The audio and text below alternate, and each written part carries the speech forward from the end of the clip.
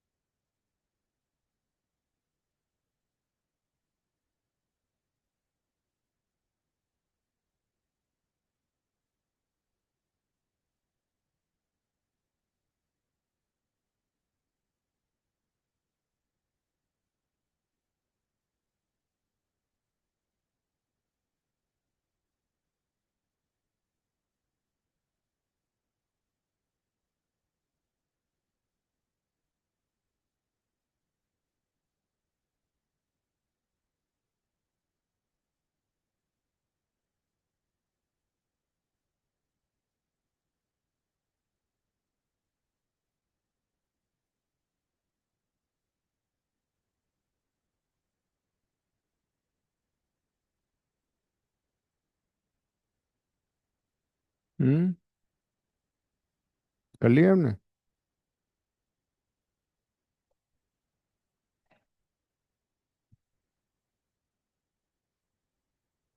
किया है ये।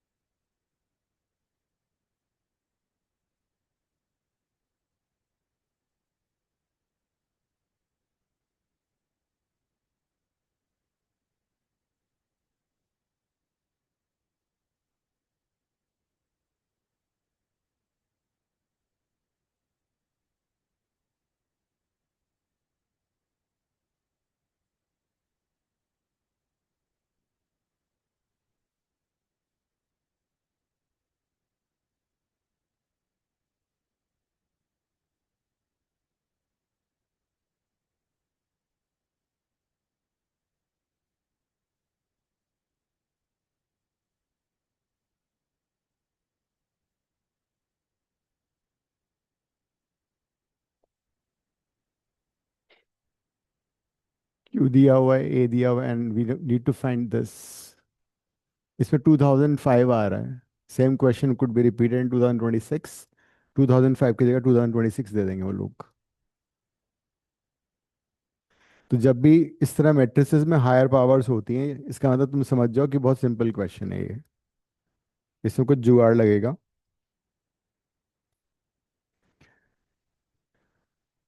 क्यू 2005 मत निकालो। तुम पहले क्यू स्क्वायर फाइंड कर लो, उससे तुम्हें आइडिया लग जाएगा क्या हो रहा है। हाँ, और for that you need to find P into P transpose also. कर लो, P into P transpose find करो। 11 idea. P and P transpose आएगा ना, क्यू से क्यू मल्टीप्लाई करोगे तो पी को पी ट्रांसपोज से मल्टीप्लाई कर लो। तो बीच में ए भी तो है। पी कोई ए बा- पी ट्रांसपोज। हम्म, कोई बात नहीं, कुछ नहीं फर्क पड़ेगा।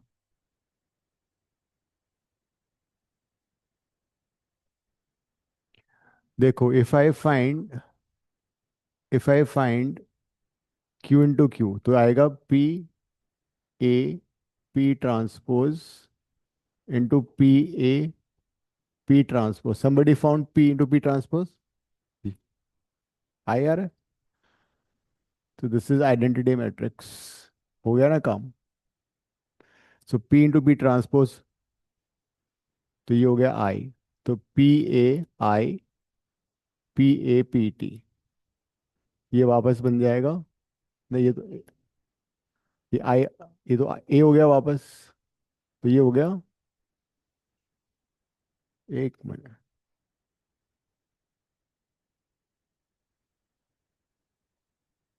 ठीक है। तो ये हो गया पी स्क्वायर पी टी आ गया।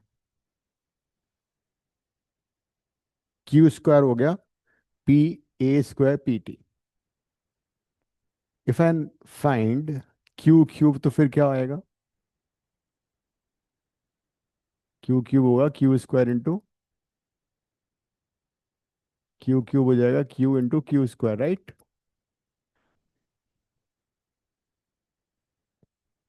हम्म। हाँ, कैसे? नहीं, हाँ तो हो गया ना, ये आ गया ना अब। इसके बाद क्या हुआ? किसको किसको कर दो? तो P into P transfer multiplied का है। You can't change the order. A B C का मतलब नहीं है you can write A C B. Maths नहीं, वो नहीं है अलजेब्रा, ये मैट्रिसेस है ये। अब क्यू इंटू क्यू स्क्वायर निकालो, क्या आएगा? P A P T, this is P A square P T. वापस से ये आई हो जाएगा। Then this would be P A square P T, that is Q cube आ जाएगा P A cube P T. तो यहां से और यहां से एक पैटर्न पता लग गया तुम्हें। The pattern is that Q square में you get A square, Q cube में यू गेट ए क्यूब। ये हो रहा है। That means what will be q, what will be q 2005? q 2005 would be p a 2005 pt। ये हो जाएगा। अब प्रॉब्लम है कि a 2005 कैसे निकलेगा? a को मल्टीप्लाई करो जरा। Find A square. Tell me what is A square.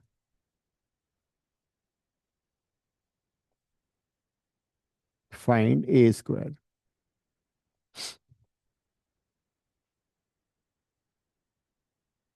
A square is 1101 into 1101। करना मल्टीप्लाई, क्या आ रहा है? 1201। 1201। ठीक है। पैटर्न का आइडिया लगाने के लिए ए क्यूब भी निकाल लो। Find A cube also. A cube would be A into A square. A is 1101, A square था 1201। क्या आ रहा है A cube? So this is also a pattern that what will be, हाँ तो ये हो जाएगा basically A to the power 2005 हमें पता लग चुका है अब, है ना? तो let's find x now. X में पहले क्यू 2005 की वैल्यू सब्स्टिट्यूट कर दें। PT, and this is PA 2005. PT into P, ये आई हो गया, ये भी आई हो गया. Answer is A 2005. What is A 2005? Option A, ये आंसर.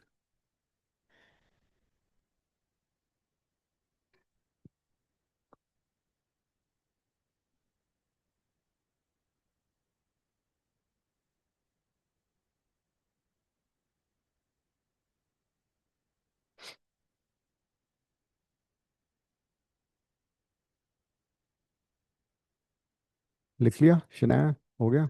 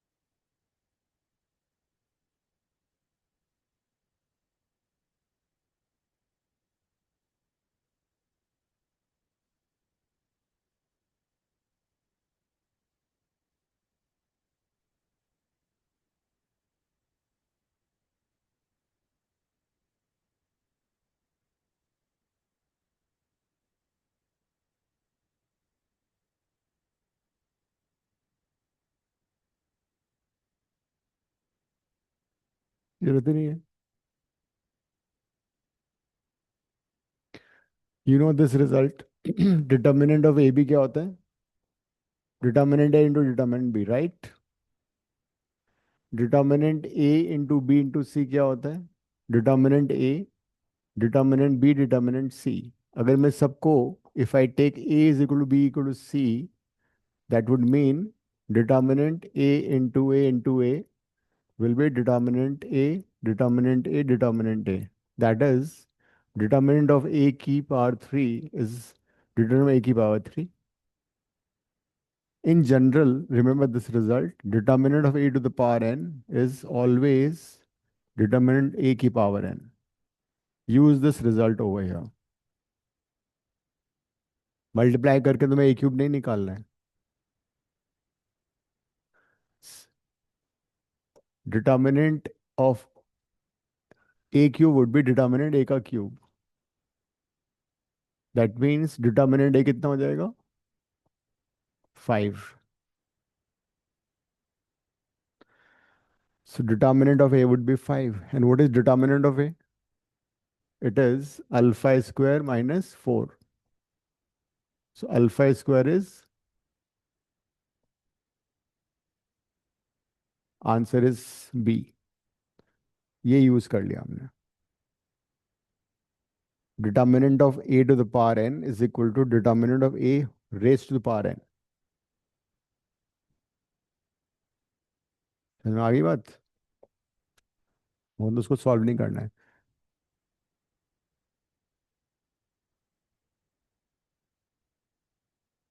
इसको लिख लेना.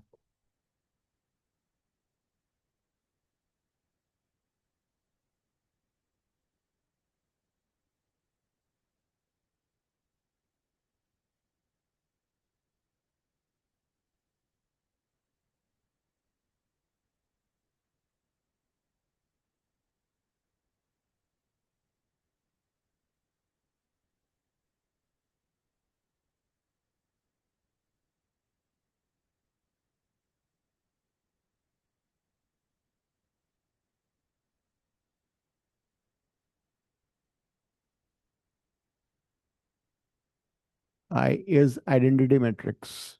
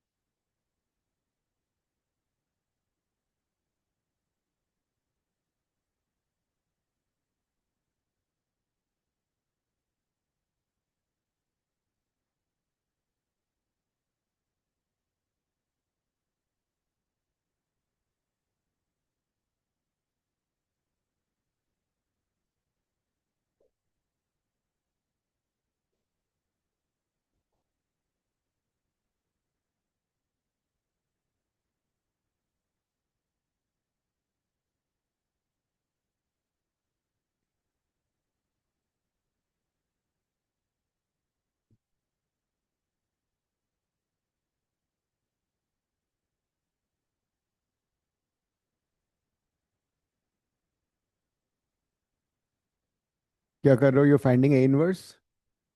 हम्म there's no need to find a inverse.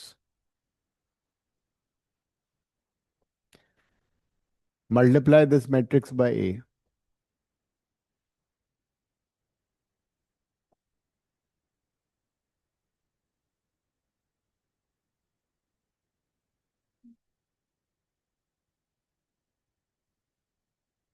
ठीक है। कर तो दिया दोनों साइड से मल्टीप्लाई। ए इंटू इनवर्स कितना होता है? आई। तो कर तो दिया मल्टीप्लाई। ए क्यूब हो गया। That means 6i। आई क्या है? 100 0 1 0 ए क्यूब नहीं निकालना है हमें। This no need. A square भी नहीं निकालना है। ए हमें दे रखा है ऑलरेडी। 100 0 1 1 0 - 2 4, राइट। अब मैट्रिक्स में when you compare matrices what happens? You compare element to element, है ना? Now tell me what is A11 element of A square? What will be A11 element of A square? 1। Multiply करके देख लो, गरिमा मान नहीं रही है। 1 है। 1 है। ए क्यूब बताओ। चलो शनाई की बात मान लेते हैं, नाराज हो जाती है बहुत जल्दी है। अब लेट्स कंपेयर A1। अरे मल्टीप्लाई करके दिस विद दिस वन ही तो आएगा। फर्स्ट रो में दो एलिमेंट जीरो है, फर्स्ट कॉलम में दो, तो वही आएगा, वन ही आएगा। अब let's compare A11 element on both the sides.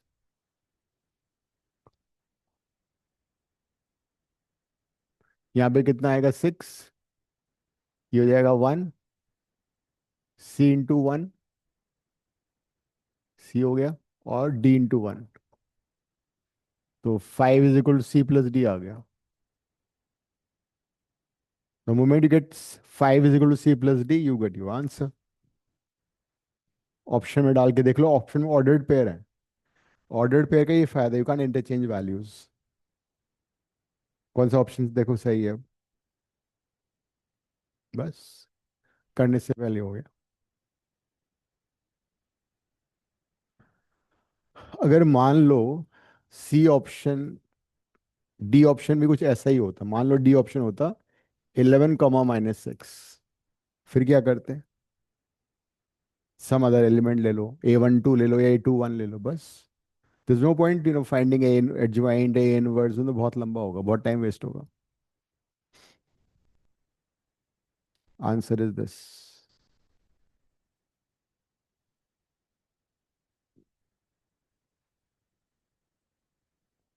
Every question has a shortcut, but there's no shortcut to success. You need to work hard. नहीं, working hardly will not help। हम लोग अब तक वर्किंग हार्डली कर रहे थे। अब pre board का रिजल्ट आएगा तो अपने आप हार्ड वर्क हो जाएगा। कब आ रहा है? आ गया? क्या रहा?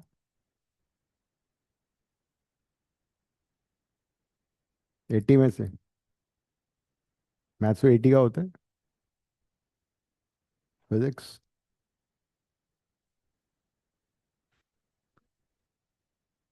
डूब गई ना लुटिया। हाँ। और शनाया?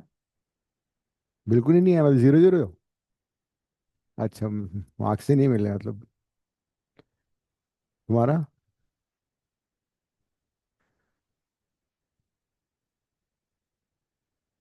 कोई बात नहीं, प्री बोर्ड मैंने कहा था जब कम मार्क्स आएंगे तभी पढ़ाई शुरू होगी। देन यू विल रियलाइज कि हाँ भाई, पढ़ना भी कुछ होता है। भूल ही गए थे 10th बोर्ड के बाद।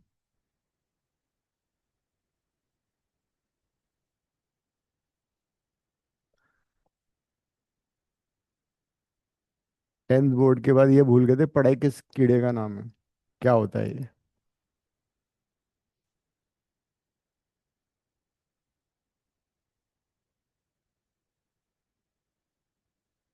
कुछ लोगों ने भी कहा था कि हम 11th में नहीं पढ़ेंगे, 12th में पढ़ लेंगे।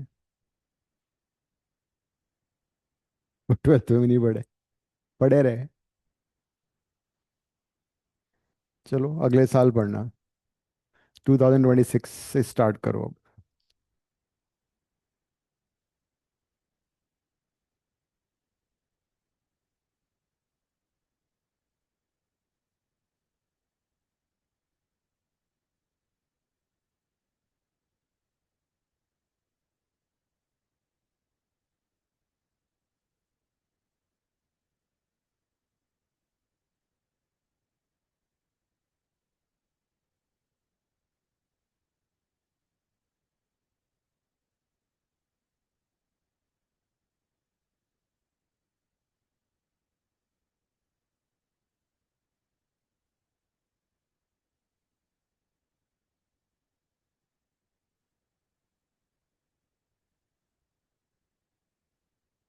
1 3 1 0 -3।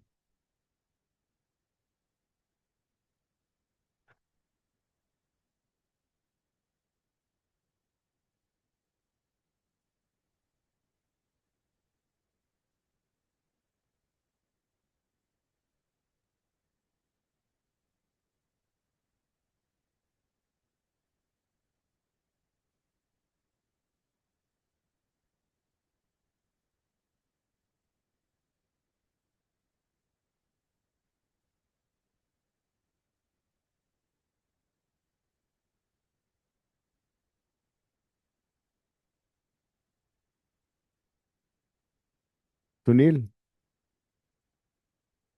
सुनील, वो मिल्क जाएगा घर पे, दूध जाएगा।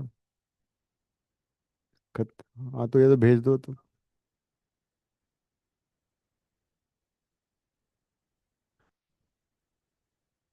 देखो, नो सॉल्यूशन में सबसे पहली कंडीशन होती है determinant A should B singular. लेकिन दैट्स नॉट इनफ, बिकॉज इसके बाद भी नो सॉल्यूशन आ सकता है या फिर इनफाइनाइट सॉल्यूशन आ सकता है। Right? Then there are two ways to solve it. No solution का मैट्रिक्स मेथड थोड़ा लंबा है। एडजॉइंट ए निकालोगे पहले, उसको बी से मल्टीप्लाई करोगे, that should be non zero. Infinite solution का तरीका है एडजॉइंट ए निकालो, उसको बी से मल्टीप्लाई करो, and that should be zero. But this is a longer method. Shorter method था क्रैमर रूल जो मैंने बताया था। You find D1, D2 and D3, उनमें से कम एक नॉन जीरो अगर होगा तो नो सॉल्यूशन आएगा। और अगर D1 is equal to D2 is equal to D3 equal to zero, तो इनफाइनाइट सॉल्यूशन आता है। तो first step would be that you find determinant of A. वो निकाल लो, इक्वल टू जीरो कर दो उसको। Determinant of A should be zero. वो कितना आ रहा है? 2 -1, 2, हाँ, 1 - 2, 1, 1, 1 लैम्डा। इसको जीरो डाल के सॉल्व किया, लैम्डा 1 आ गया। But it will not ensure that it is no solution. Infinite solution भी हो सकता है। तो अब क्या करेंगे?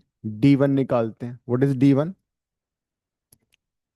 नहीं नहीं, फर्स्ट, जब फर्स्ट फर्स्ट कॉलम चेंज करोगे that is D1। First column को रिप्लेस करो इससे। So this is 2 -4, 4। बाकी कॉलम सेम रहेगा। -1, -2, 1, 2, 1, लैम्डा तो 1 आ चुका है। Solve this. If it's non zero, then your answer is 1। अगर ये जीरो आएगा फिर D2 निकालना पड़ेगा। D2 भी जीरो आएगा फिर D3 निकालोगे। तीनों में से कम एक नॉन जीरो आना चाहिए।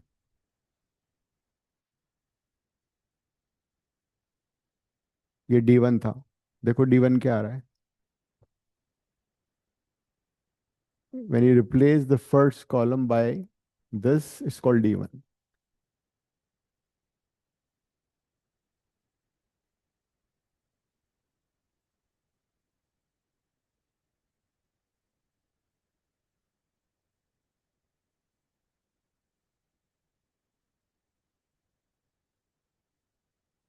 जीरो आ रहा है?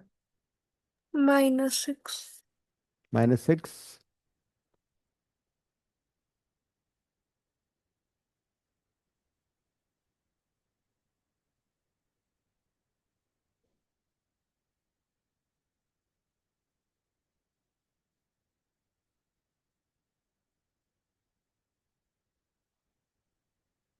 -6 आ रहा है which is not equal to zero. इसका मतलब D1 is not equal to zero. Lambda equal to 1 पे इट हैज नो सोल्यूशन। -6 आएगा। It has no solution at lambda -1, lambda equal to 1।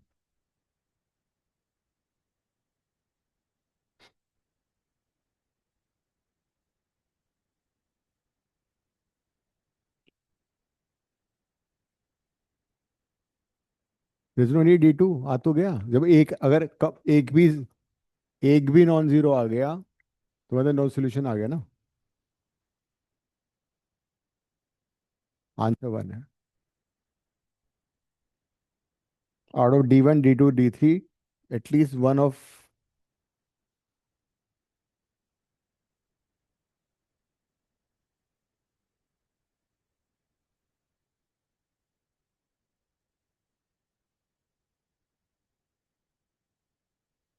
Akshara, तुम पहुंच गए देहरादून? यस।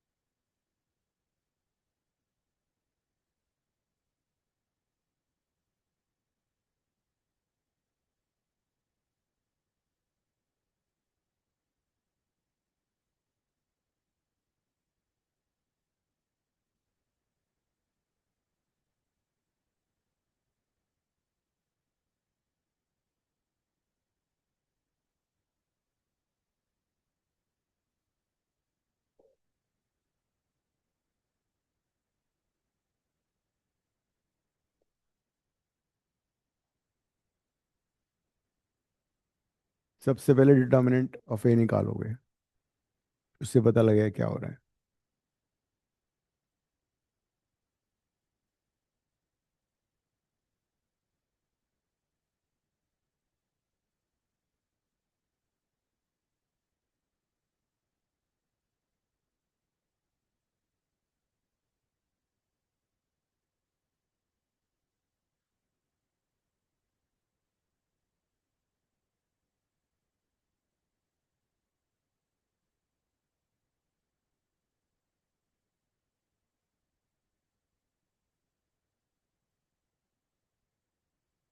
ABC गायब हो गए।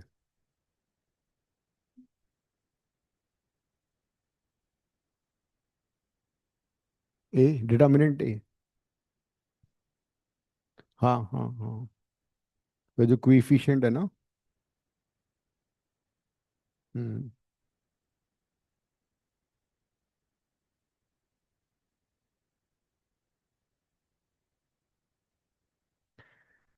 X square Y square Z square का जो कोएफिशिएंट है उसका डिटर्मिनेंट होगा ना। सो 1/a² 1/b² -1/c²। 1/a² -1/b² 1/c² -1/a² 1/b² 1/c²। Determinant की एक प्रॉपर्टी होती है that you can take something common from a row और ए कॉलम। ठीक है, तो 1/a² फर्स्ट कॉलम से कॉमन आ गया, ठीक है। 1/b² सेकेंड कॉलम से कॉमन आ गया, 1/c² थर्ड कॉलम से कॉमन आ गया। ये बच जाएगा अब। जीरो नहीं आएगा, सही कहा तुमने। नहीं आएगा। तो इसका आप डिटर्मिनेंट फाइंड कर लो कितना आ रहा है। हाँ, तो इसका डिटर्मिनेंट -6 आ रहा है, that is matrix A is a non singular matrix, right. तो अगर ये नॉन सिंगुलर है, इसका मतलब दो ऑप्शन रूल आउट हो गए। कौन कौन से? एक तो नो सॉल्यूशन नहीं आएगा, और एक इनफाइनाइट सॉल्यूशन नहीं आएगा, बिकॉज जब डिटर्मिनेंट ए जीरो होता है तब नो सॉल्यूशन फाइनाइट सॉल्यूशन आता है। अब फाइट है between unique solution and infinitely finitely many solutions. Unique का तो मतलब होता है वन सॉल्यूशन, और फाइनाइटली मतलब वन से ज्यादा। तो उसके लिए तुम क्या करोगे? ग्रामर रूल में एक्स वाई और जेड निकालने का मैंने मेथड बताया था, इजी तरीका बिना इनवर्स से। वो ये था, you find d1/d determinant A, you find d2/d determinant A, and d3/d determinant A. लेकिन यहाँ पे एक्स वाई जेड की जगह क्या है? x² y² z²। You find d1 d2 d3 and you find x² y² z² की values. उससे तुम्हें आइडिया लग जाएगा क्या हो रहा है।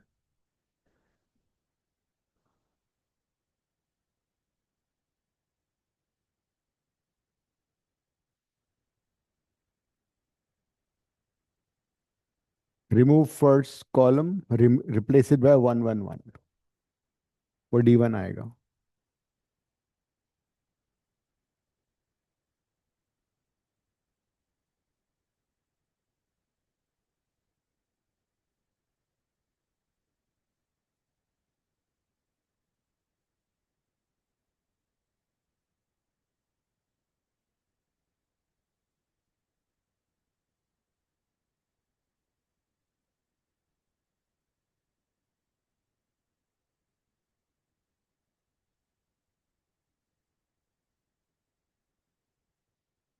d1 निकालो ना पहले।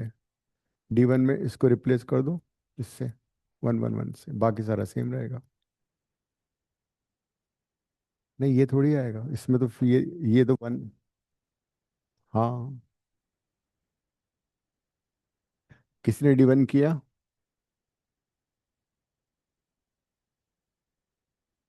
नहीं, कुछ गड़बड़ है, चेक करो एक बार।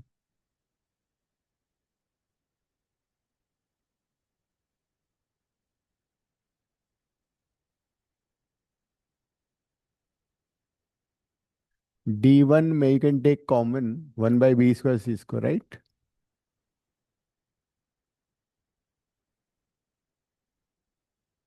ये आएगा। इसको सिंप्लीफाई करो।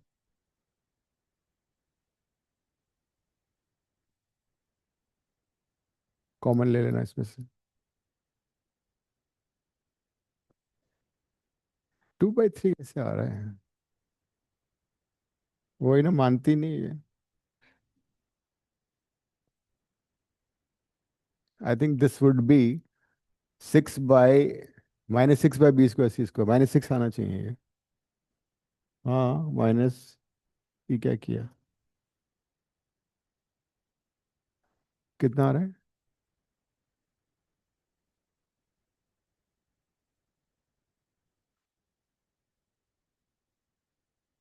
अनुज, किया तुमने? I think this is -6/b²c²।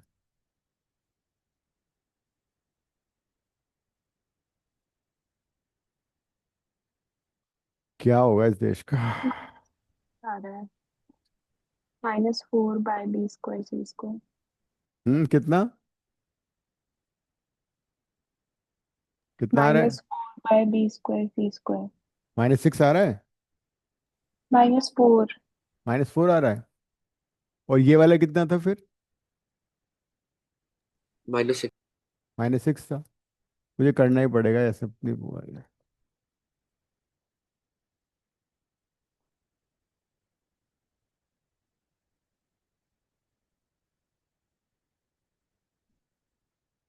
हम्म -4 आ रहा है।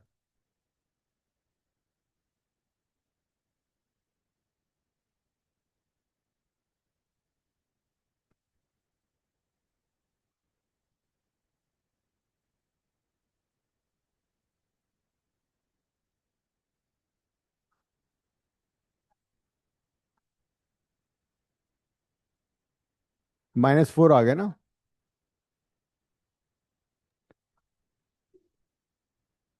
-4 आ रहा है। डिटर्मिनेंट ए में भी -4 आ रहा है। अच्छा, ये भी -4 आ रहा है। अच्छा, पहले वाला भी -4 है। तुम्हारा वो -6 था।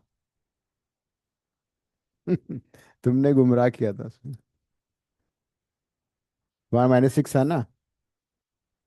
अब चेक करो। 1, -1, -1, -1, फिर 1 × 1, फिर +1, फिर -1। नहीं, -1 है। देख लो। अरे यार, जब ये लोगे तो इसको उससे नहीं करोगे क्या? Sorry. तो तो वो भी -4 था, ठीक है। नाउ अब D1 जो है, that is coming out to be -4/b²c², and this is -4/, that is a² आ गया। और x की दो वैल्यूज आ गई, +, -a। Similarly, when you find D2, D2 will come out to be -4/a²c² आएगा, तो प्लस माइनस भी हो जाएगा। यस। कितने सोल्यूशन आएंगे मैं पूछना चाह रहा हूँ। अगर क्वेश्चन होता how many solutions are there, hmm if x is +, y is +, z is +, how many solutions are there? Will be 8 solution. a के 2 सोल्यूशन, y के भी 2 सोल्यूशन, z के भी 2 सोल्यूशन, 8 कॉम्बिनेशन बनेंगे। Plus minus plus plus plus plus. हाँ, 2 × 2 × 2। 2 × 2 कर दो ना, सीधा सीधा। कॉम्बिनेशन कॉम्बिनेशन कैसे भूल जाते हो तुम लोग? हाँ, तो वो तभी तो 8 आएंगे। एक के एक। देखो, एक, इसके बाद 2 ऑप्शन, इसके बाद 2 ऑप्शन, इसके बाद 2 ऑप्शन। 2 × 2 × 2, 8, 8 आंसर आएंगे।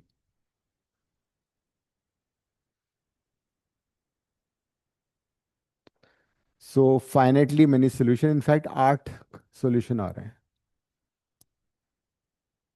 इसका आंसर ये आ गया।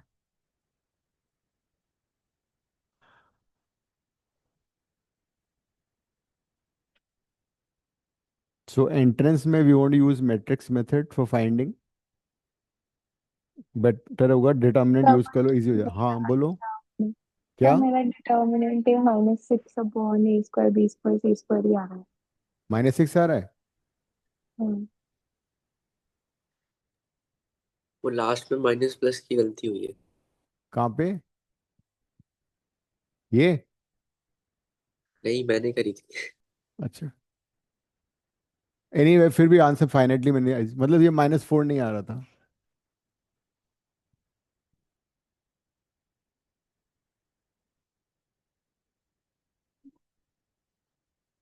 हो सकता है गरिमा सही बोल रही हो।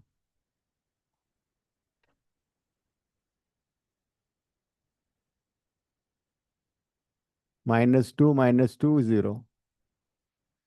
लास्ट में हाँ। आपने +1 क्यों किया? कौन सा?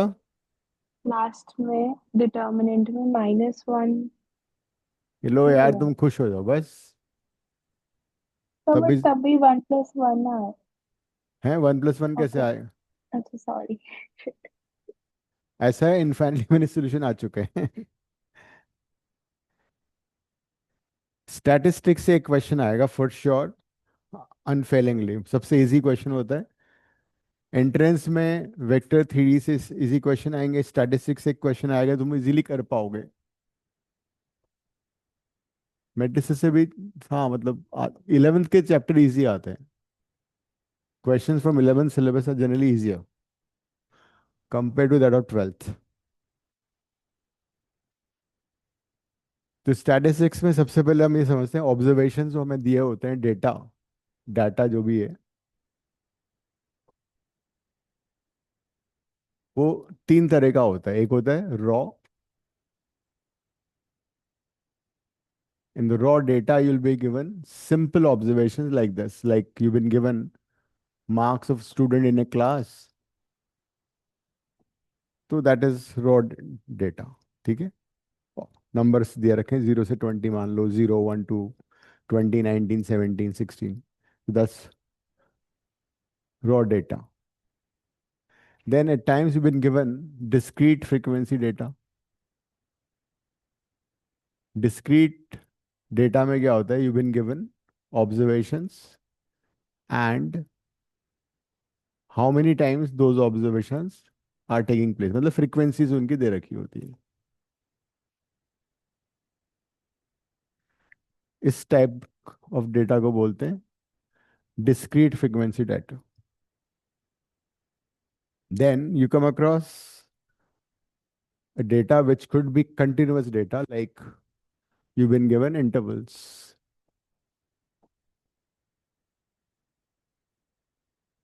0 to 10, 10 to 20, 20 to 30, 30 to 40, and so on. And 0 से 10 कितने लोगों के मार्क्स हैं, उनकी कॉरस्पॉन्डिंग फ्रीक्वेंसी भी दे रखी होगी। Maybe this is 2, this is 5, this is 10, this is 6. So this kind of data is said to be continuous data. तो जब भी जनरली क्वेश्चन जो एंट्रेंस में आते हैं जेई में, वो इस पे बेस्ड होते हैं, रॉ डेटा पे। फ्रीक्वेंसी या कंटिन्यूस बहुत रेयरली आता है, बट हम करेंगे फिर भी उसको। So one thing is central tendency. We are interested in finding what is the central tendency, that is कि जो उसका मीन है या मीडियन है या मोड है, वो क्या है।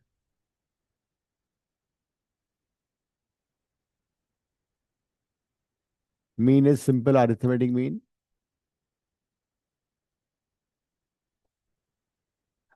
and this is mode.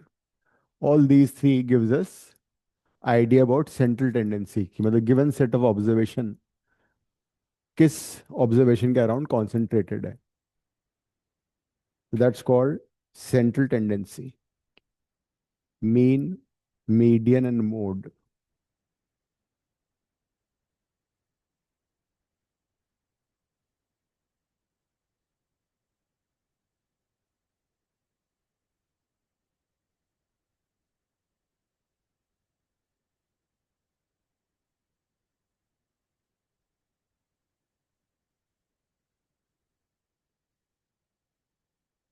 तो अगर रॉ डेटा है तो मीन निकालने का बड़ा सिंपल सा फॉर्मूला होता है, you know that mean is summation of all the observations divided by number of observation.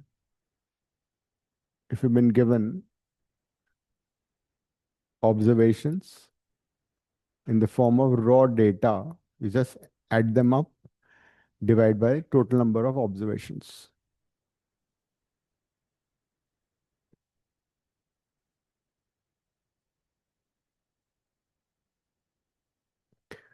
अगर discrete frequency दे रखा है तो क्या करेंगे?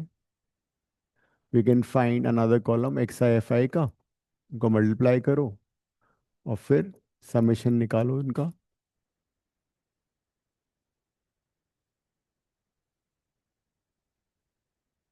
So this is how you find mean अगर discrete frequency data दे रखा है तो.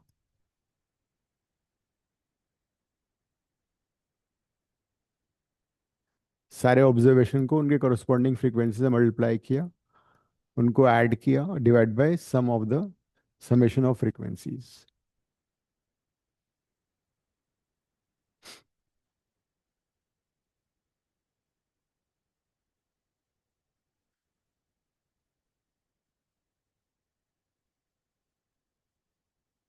कंटिन्यूअस डिस्ट्रीब्यूट में क्या करते हैं?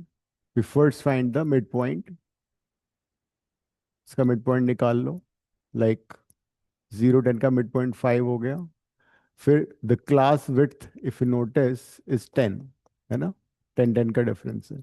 Keep on adding 10, 15, 25, 35, 45, 55.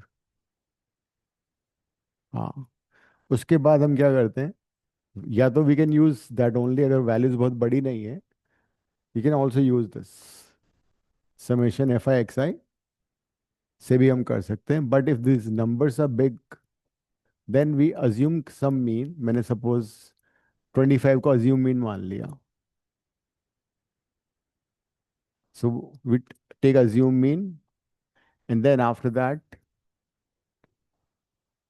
You find deviations from the assume mean. हर ऑब्जर्वेशन में से अज्यूम मीन को माइनस कर देते हैं. And in the next column, mid value. And then next column would be DIFI. DIFI निकाल लो.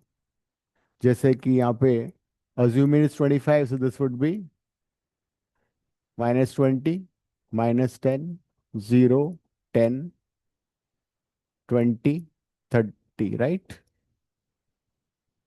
Then you multiply DI with F, तो -40, -50, उन सबको ऐड कर लेते हैं. सो इस फॉर्म ऑफ डेटा में मीन निकालने का फॉर्मूला होता है A+ summation FI DI by summation FI.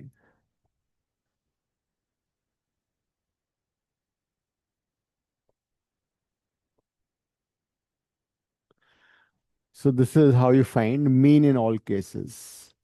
Raw data, discrete frequency, and third is assume mean.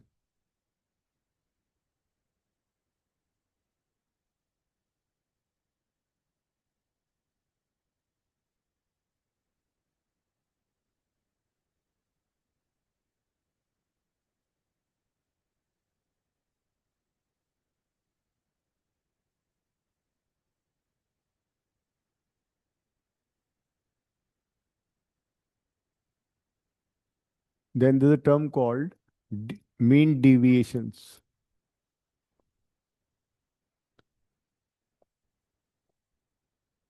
Mean deviation मतलब deviations का भी mean. What is deviation? Deviation का मतलब होता है कि सपोज हमने रॉ डेटा में दे रखा है और मुझे डिविएशंस निकालने हैं, तो हर ऑब्जर्वेशन में से what I do is I will find deviation by subtracting the mean. So if we subtract the mean from each observation, तो वो कहलाता है deviation. if I add all these deviations, मतलब if I find summation di, तो ये होगा summation xi minus summation x bar. Summation xi, x bar बाहर आ जाएगा, summation 1. What is summation xi? Summation xi is nx bar. ये nx bar हो गया, summation 1 होता है n, तो ये कट जाएगा, तो डिविएशंस का सम जीरो आएगा. जब भी हम डिविएशंस निकालेंगे ऑब्जर्वेशन में से मीन को माइनस करके, उनका सम हमेशा जीरो आता है. लेकिन हमें तो मीन डिविएशन निकालना है, तो हम क्या करते हैं, मीन डिविएशन के लिए, मीन डिविएशन के लिए जितने भी डिविएशन है उनका मॉड निकाल लो, एक्स आई माइनस एक्स बार, और फिर उनको ऐड करो, और फिर उनको एन से डिवाइड कर दो. So this is the formula for mean deviation about the mean. सारे डिविएशंस फाइंड किए और उन डिविएशंस में से को पॉजिटिव कर लिया और फिर चुपके से नंबर ऑफ ऑब्जर्वेशन से डिवाइड कर दिया. So this is the formula for mean deviation about the mean.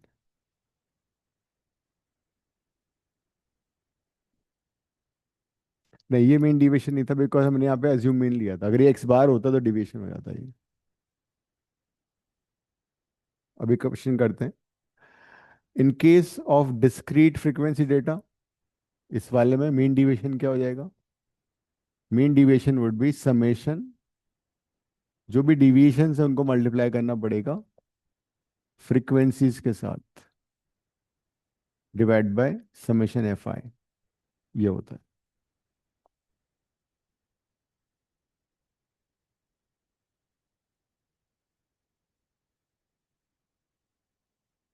तो अगर फ्रीक्वेंसी भी दे रखी है डिस्क्रीट, तो ऐसे कर लोगे.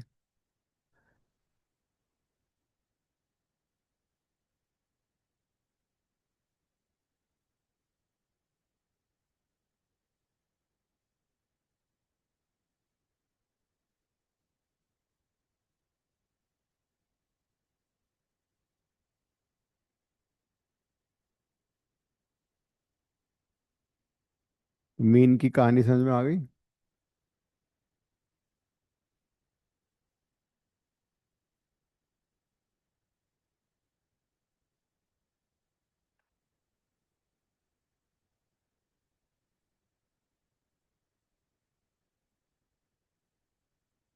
क्वेश्चन करते हैं एक.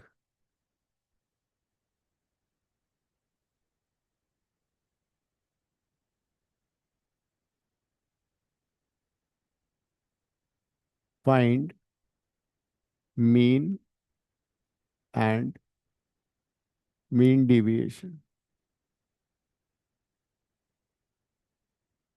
About the mean. मतलब अगर डिविएशंस में मीन माइनस करेंगे तो उसको बोलते हैं डिवीजन अबाउट द मीन. अगर मीडियन माइनस करते हैं तो उसको बोलते हैं डिवीजन अबाउट द मीडियन. 4, 7, 8, 9, 10, 12, 13, 17 कर लो.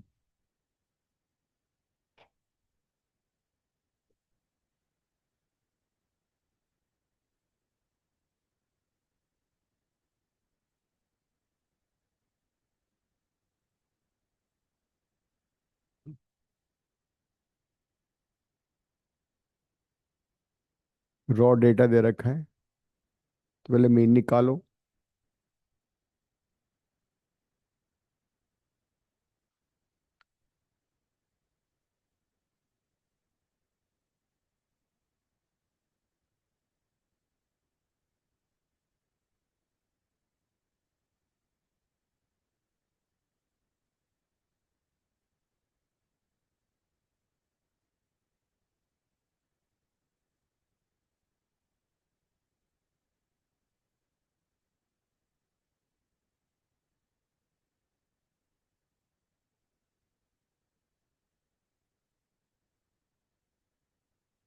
12 कैसे है?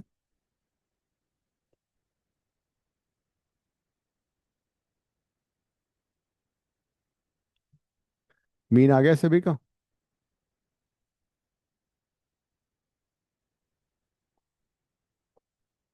सम कितना आ रहा है इन सबका? 80/8, 10 आ गया, ठीक है। अब डिविएशन निकाल के, उनका मॉड निकाल के डिवाइड कर दो। Mean deviation,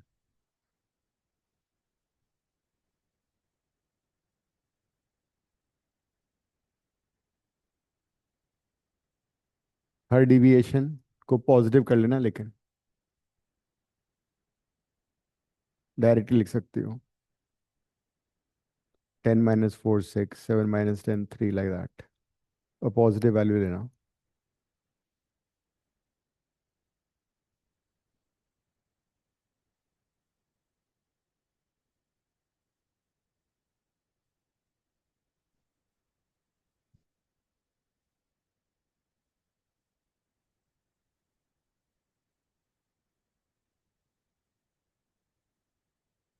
So we have to take positive values: 6, 3, 2, 1, 0, 2, 3, 7/8।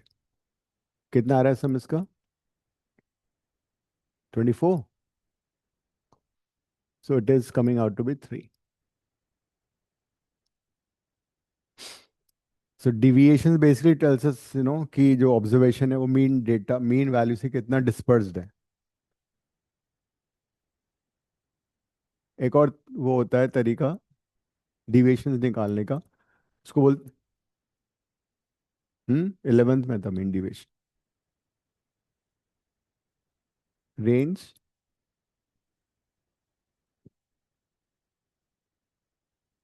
Deviation नहीं, कुछ भी आ सकता है।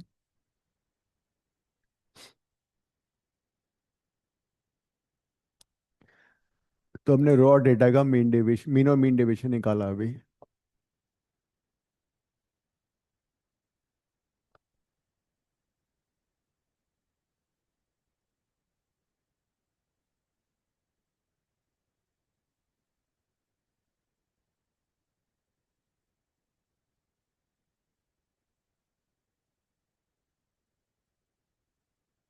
Find the mean and mean deviation, what mean?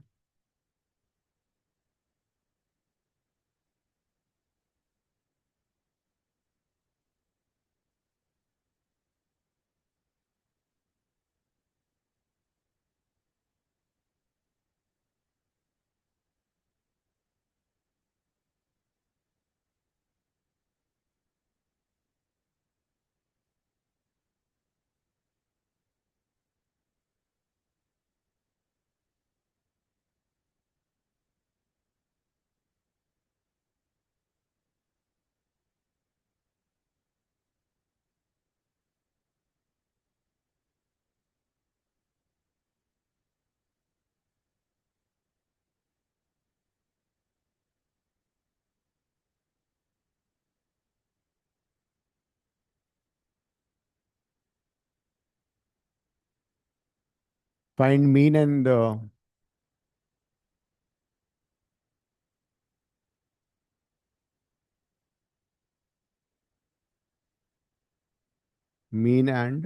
Mean deviation. Assume करके भी कर सकती हो, नहीं तो समेशन एक्स एफ आई से भी कर सकती हो, whichever way you want to do it।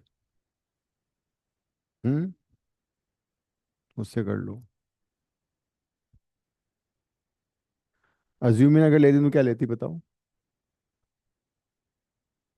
Hmm value, value क्या लेती? ए की वैल्यू।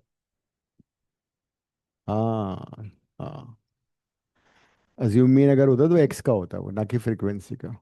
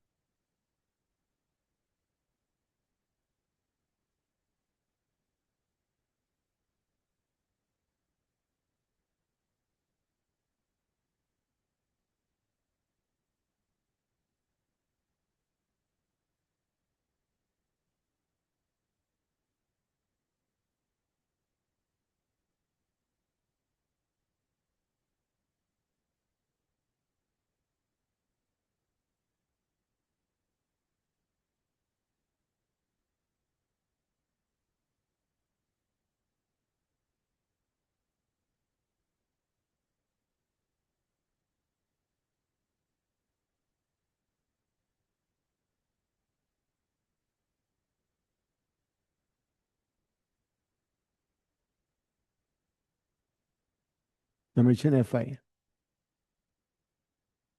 आई का सम निकालो।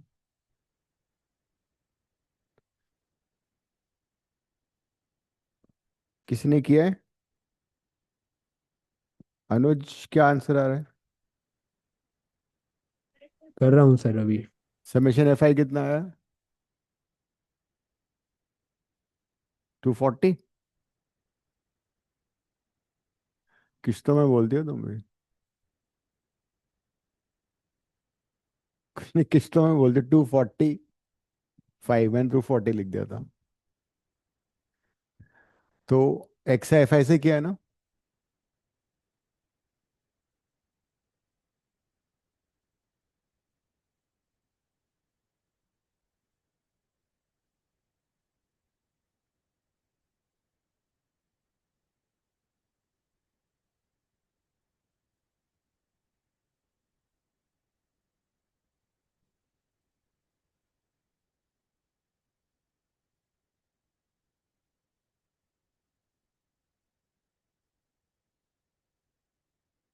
हम्म। गलत हो गया।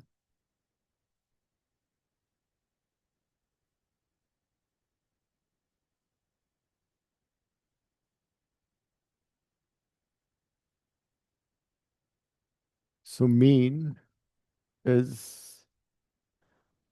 एक्स एफ आई कितना है? 920। उफ, वाई?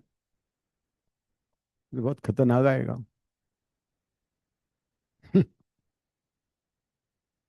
2 पॉइंट।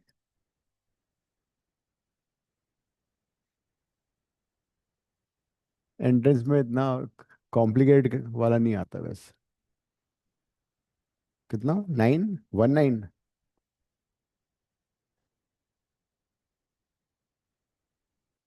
नहीं, 2 आएगा बिकॉज देखो, 4 4 8, 8 4 12, 12 एंड 10 22। 2 आएगा एंड में।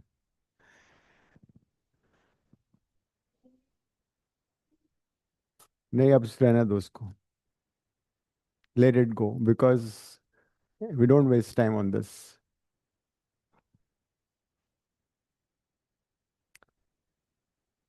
अब मैं तुम्हें मीडियन बता देता हूँ बस। ठीक है? मीडियन क्या होता है? Median of a given set of observations is basically middlemost value. Median is middlemost value of a given set of observation. Middlemost value of a given set of observation. Middlemost value of a given set of observation, or observation which divides the given set of observations into two equal halves. Observation which divides the given set of observations into two equal halves, उसको बोलते हैं median. अब वापस वही बात आती है, median कैसे फाइंड करेंगे? तो अगर रॉ डेटा है तो उसका बड़ा सिंपल सा रूल है, that you write the data in increasing order. लिख लो। First step would be write the given set of data in increasing order. एक क्वेश्चन भी साथ साथ कर लेंगे।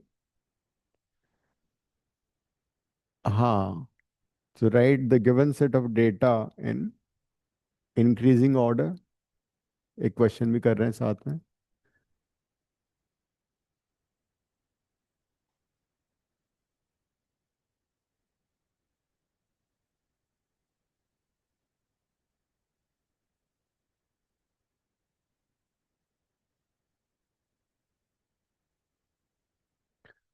उसके बाद इफ n is odd,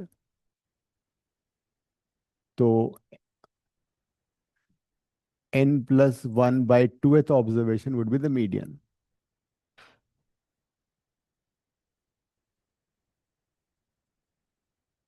तो अगर n odd है, हाँ, odd के लिए, हाँ, तो अगर n ऑड होगा तो उस केस में n+1/2th observation would be the median. जैसे 9 ऑब्जर्वेशन से तो फिफ्थ हो जाएगा, 11 ऑब्जर्वेशन से सिक्स हो जाएगा। लेकिन अगर n इवन है फिर क्या करोगे? It would be average of mean, या सीधा सीधा लिख ही देते हैं, n/2th observation plus n/2th plus 1th observation का मीन। इसको 2 से डिवाइड कर दो। n/2th observation plus n/2 plus 1th observation का मीन निकाल लो। अब इस क्वेश्चन को आंसर करो जो मैंने दिया हुआ है। Find the median and mean deviation about median. Find the median and mean deviation about the median for the given set of data.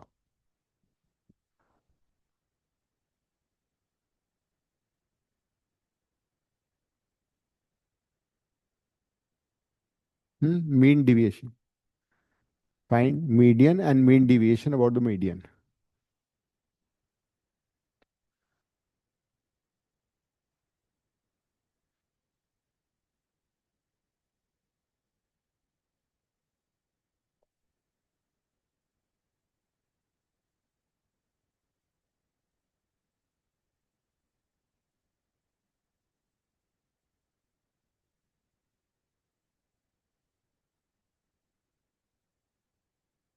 Mean deviation और मीडियन में यहाँ पे m आ जाएगा बस, और कुछ फर्क नहीं है। तो कितने ऑब्जर्वेशन है इनको पहले इंक्रीजिंग ऑर्डर में लिख लो। 30, 34, 38, 40, 42, 44, फिर क्या है 50, 51, 60। ठीक है। हम्म तो अब how many observation are here? 10। तो ये वाला फंडा लग जाएगा, fifth plus sixth observation divide by 2। Fifth observation कौन सा है? 42 एंड 44। 43 आ गया हमारा मीडियन। फिर ये वाला फॉर्मूला है मीन डिविएशन और मीडियन का। सारे डिविएशन निकाल के पॉजिटिव करो और फिर डिवाइड कर दो।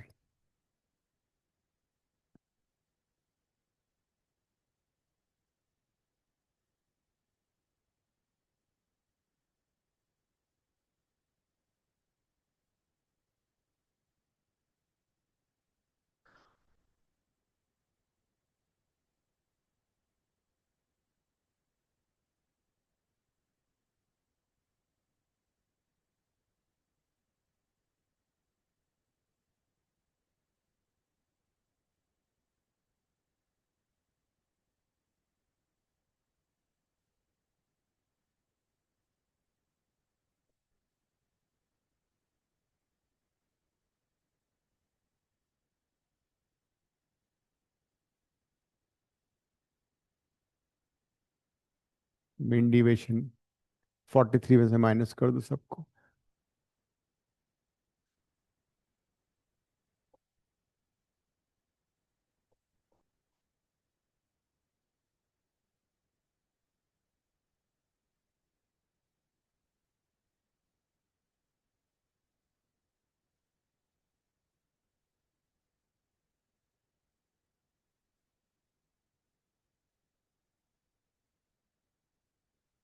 ये आ रहा है?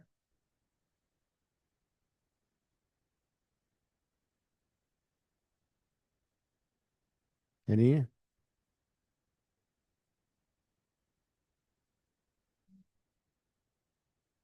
क्या मीन?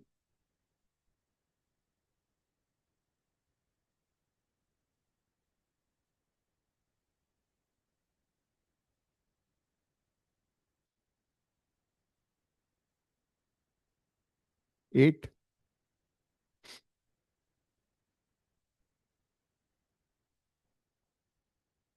क्या? हाँ वही मैं देख रहा था। एक 5 एक्स्ट्रा।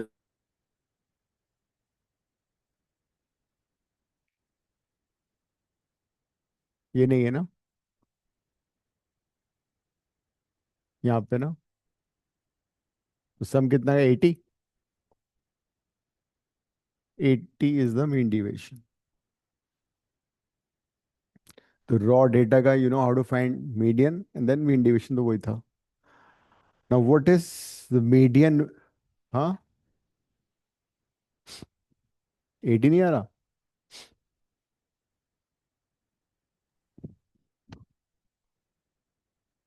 शायना ने बताया तो सही होगा।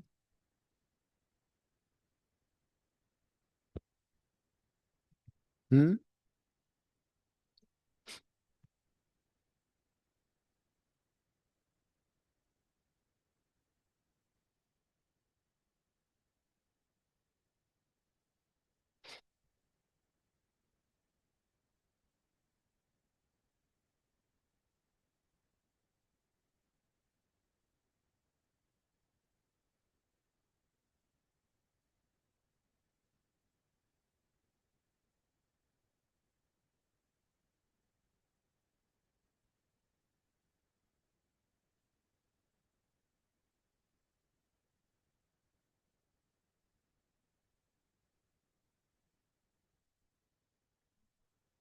87 है? 87।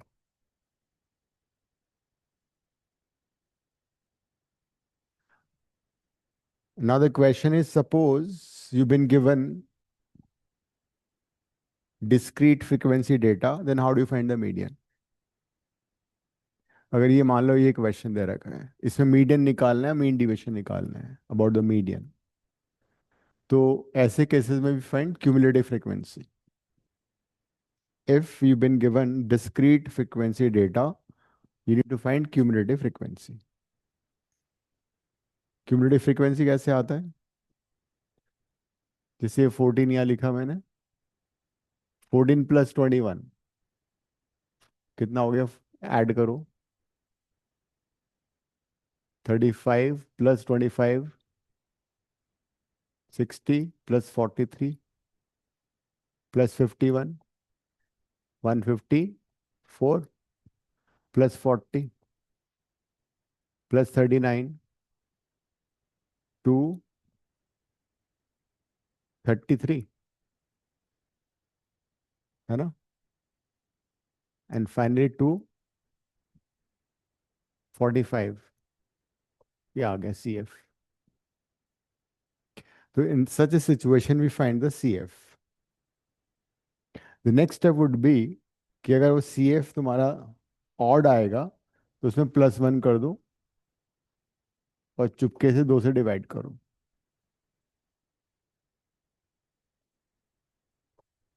अगर इवन आ रहा है तो उसको 2 से डिवाइड कर दो। If it's even just divided by 2। CF last N। नहीं नहीं, कैपिटल N इसका नाम होता है, इसको बोलते हैं N। And now see in which CF 123 lies. 123 इसमें लाई कर रहा है ना? 123 is greater than 103 but less than 154। तो इसके जो corresponding observation है, that is the median। ये median आ गया।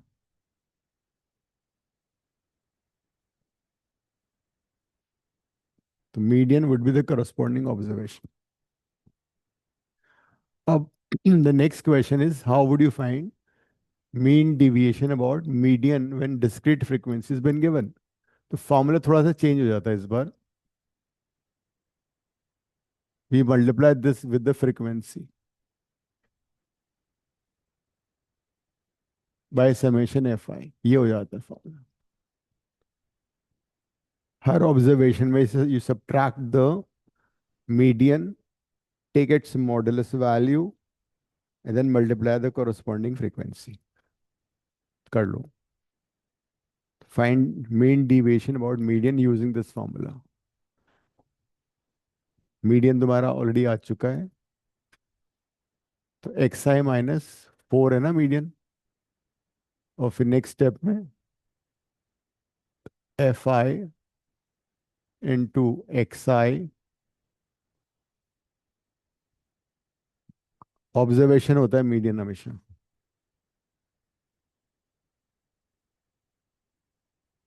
कर लो इसको पूरा।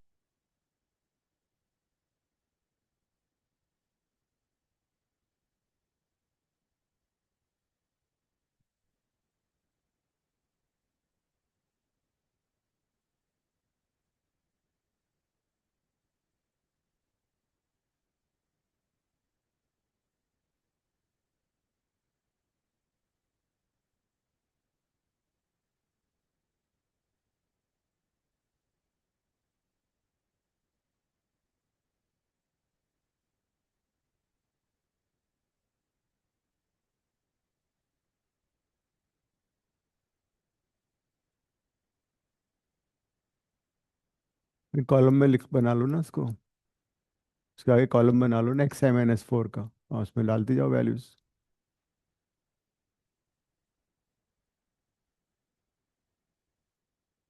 हाँ, कॉमन कैसे कर लोगे? एफ आई तो सबका अलग अलग है।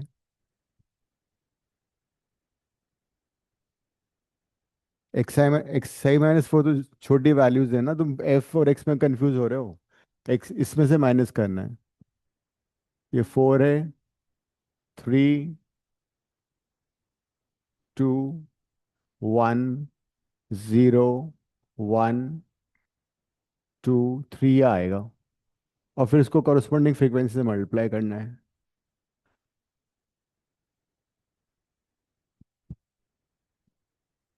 Positive values. अब ये जो है ना, हाँ, this.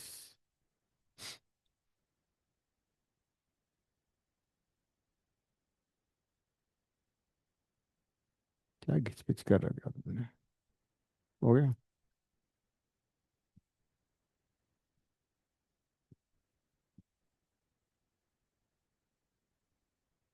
Now this with frequency. This has to be multiplied with this. 56, 63, 50 है ना, 43, 0, 40, राइट। बस फिर इनको ऐड करके चुपके से 245 से डिवाइड कर दो। ऐड करो समेशन, वो समेशन एफ आई से डिवाइड, वो फॉर्मूला लिखा है ना ये वाला, ये। हाँ, 245 तो था ये तुम्हारा समेशन एफ आई। वो सी एफ जो आता है वो सेम ही आता है वो।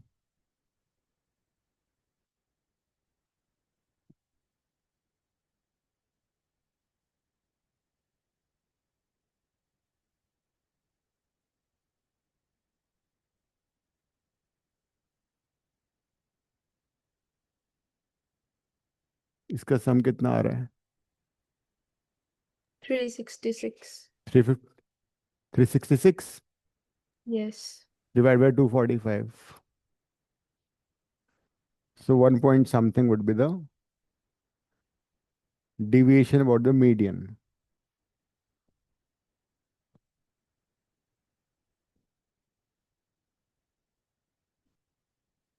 Hmm?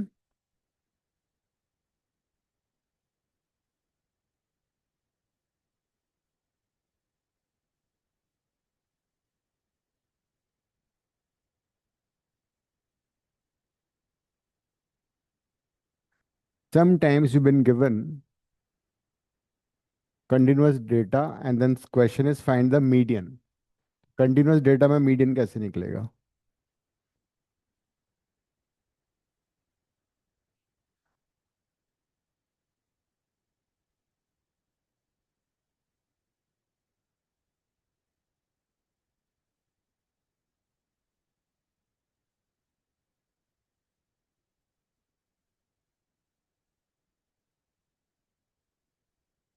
सपोज ये सेट ऑफ ऑब्जर्वेशन दे रखा है तुम्हें, and the question is find median and mean deviation about median. Median निकाल लेते हैं सिर्फ, ठीक है। तो ऐसे कंटिन्यूस डेटा में मीडियन कैसे निकलता है? याद है किसी को फॉर्मूला?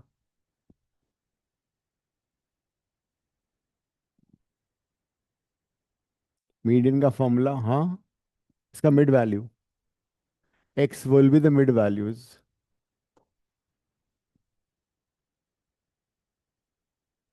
इसका फॉर्मूला ये है। तो when you have a continuous data, this is how you find the median.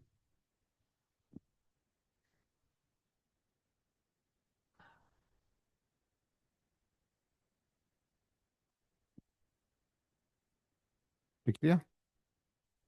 अब क्या करते हैं, इसमें हम सी एफ निकालेंगे पहले। सी एफ निकालो।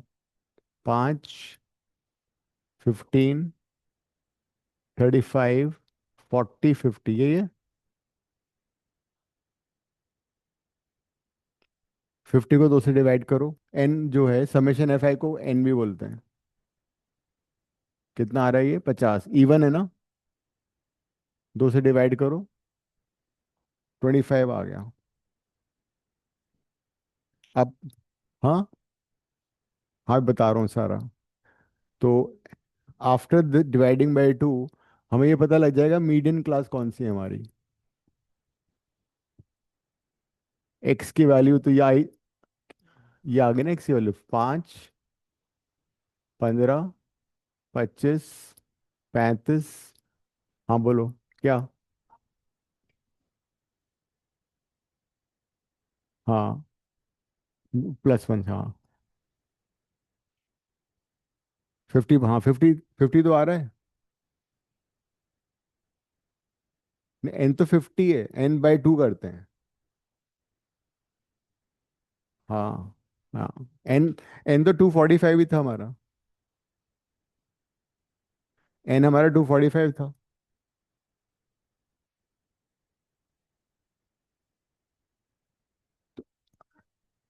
हाँ, एंड वाला सी एफ एन के बराबर ही होता है हमेशा। तो 25 देखो कौन सी क्लास में आ रहा है, कौन सी सी एफ में आ रहा है? इसमें आ रहा है ना, 35 में। तो ये है हमारी median class, this called median class.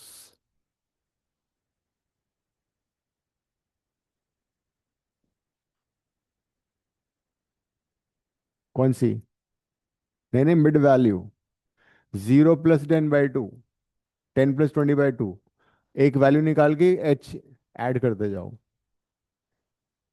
जो उसकी क्लास विड्थ है, keep adding that one, simple. अब now the question is, what is L, what is n/2, what is C? C is always the cumulative frequency of the preceding class, CF of preceding class। जो median class हमने find की है, उससे पहली वाली class की cumulative frequency को सी बोलते हैं। What is L? L is this lower limit of median class.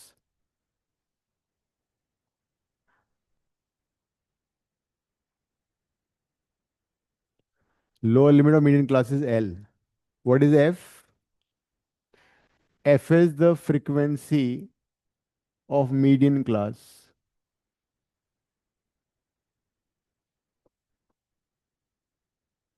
The frequency of median class is called F. अब सारी वैल्यू सब्स्टिट्यूट कर दो, आंसर आ जाएगा। एच क्लास विड्थ है। हाँ,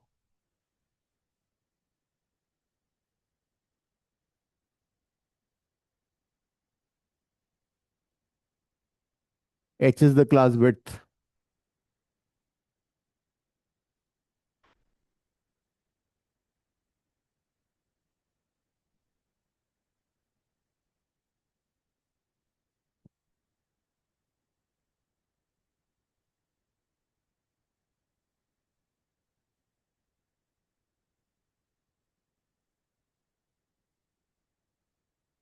25.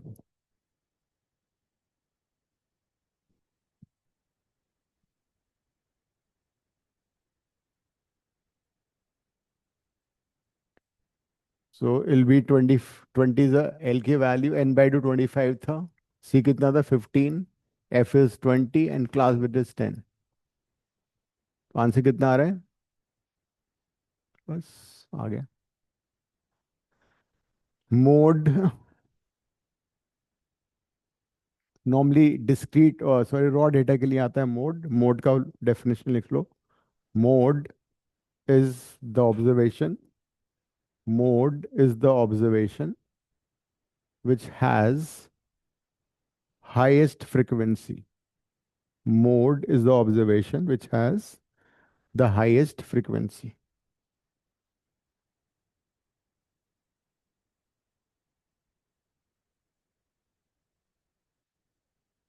जिस ऑब्जर्वेशन की सबसे ज्यादा फ्रीक्वेंसी वो कहलाता है मोड. देन एक फॉर्मूला भी है मोड, मीडियन और मीन के बीच का रिलेशन. वो ये है, हाँ, mode is equal to 3 median minus 2 mean.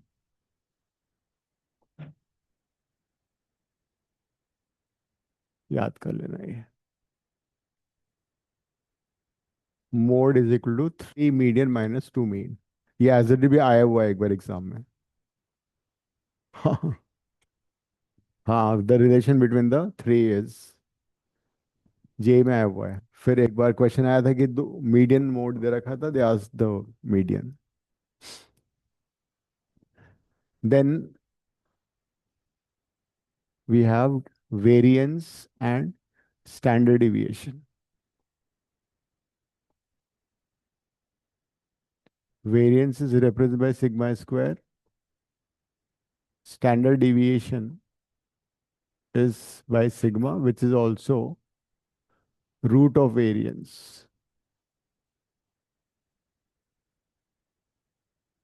Variance से भी हम डिस्पर्शन या वेरिएशन किसी गिवन सेट ऑफ डेटा में मेजर करते हैं.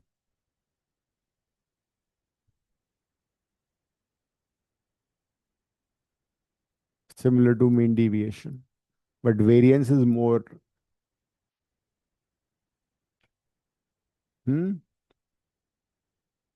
हाँ, उसी मोड के अंदर नहीं, उसी का पार्ट. वेरिएंस उसका डिस्पर्शन का पार्ट है. तो डिस्पर्शन कैसे मेजर करते हो? मीन डिविएशन से मेजर करते हो. तो वेरिएंस से भी डिस्पर्शन मेजर होता है. स्टैंडर्ड डिविएशन भी उससे मेजर होता है, वही मेजर होता है.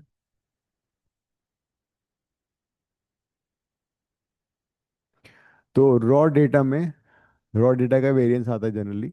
वेरिएंस बड़ा सिंपल सा है.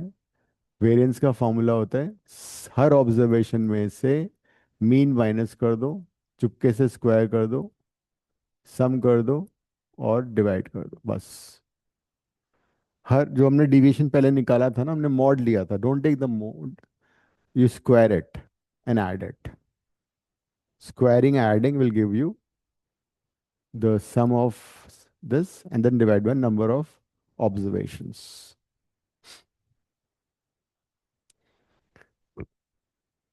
इससे हम एक और फॉर्मूला बना लेते हैं. इसको ओपन करो.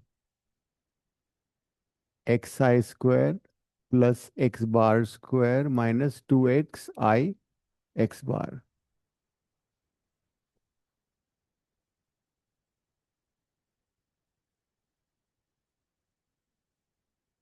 Summation x i square, summation open कर दो,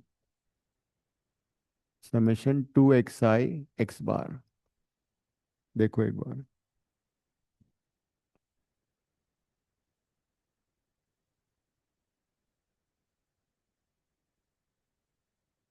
अब समेशन में जो टर्म कांस्टेंट है वो बाहर आ जाएगी.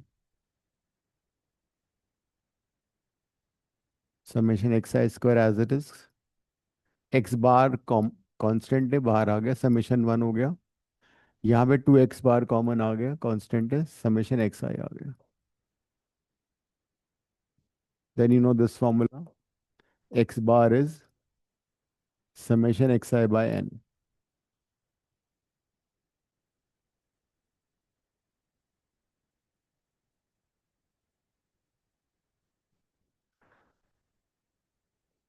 समेशन 1 कितना होगा? 1 को n टाइम्स ऐड कर रहे हो, ये हो जाएगा n। और समेशन एक्साइज कितना होता है? यहाँ से निकाल लो, समेशन एक्साइज एन एक्स बार। तो इससे एक टर्म कट जाएगी, तो वेरिएंस का एक और फॉर्मूला आ गया हमारे पास, summation x i square by n minus mean का होल स्क्वायर।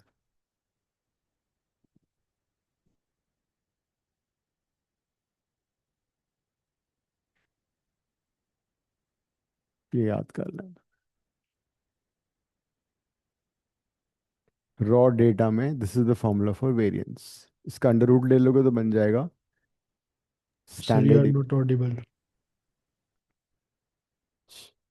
अच्छा, आवाज नहीं आ रही? आनी तो चाहिए।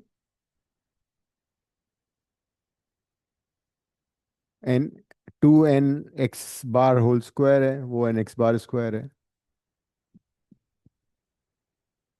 तो बच गया ना।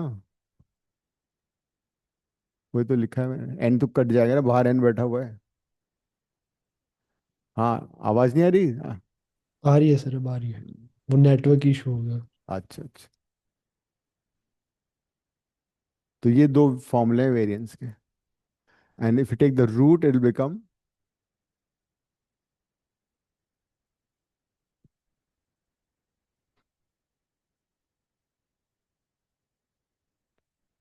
एक सिंपल सा क्वेश्चन। सपोज हर ऑब्जर्वेशन में अगर हम एक कांस्टेंट k ऐड कर दें, if each observation is added with a constant k, then what happens to the new mean?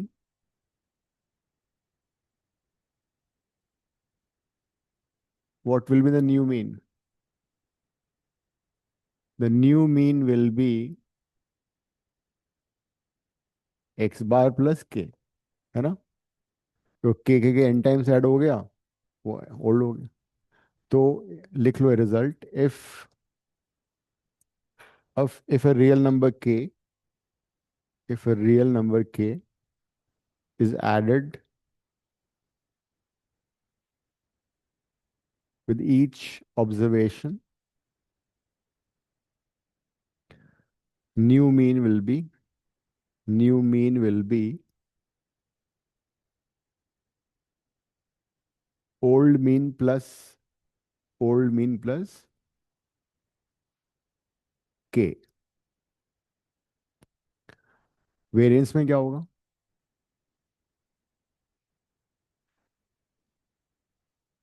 Variance में if you notice this formula, her observation में हमने के ऐड किया, मीन में भी के ऐड हो गया, तो अल्टीमेटली क्या हो गया? के और के कट जाएगा, so the variance will remain unchanged. आगे लिख लो, the variance will not change, variance will remain the same, variance and standard deviation will remain the same.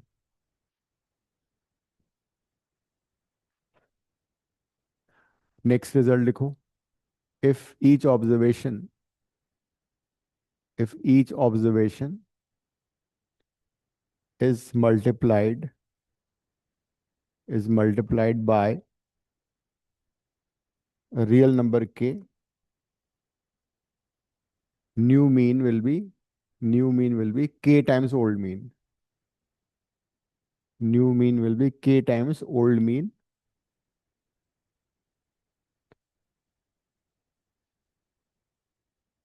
If each observation is multiplied by k, new mean will be k times old mean,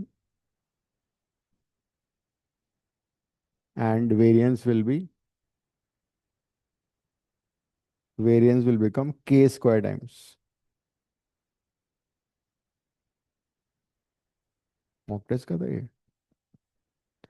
Variance will be k square times. Standard deviation would be k times. Variance would be k square times standard deviation would be k times. These results are extremely important.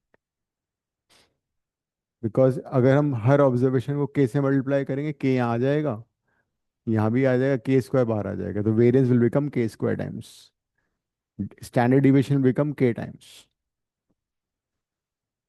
So the next class में MCQs करते हैं, इसके concept सारे हो गए हैं. Ending the class.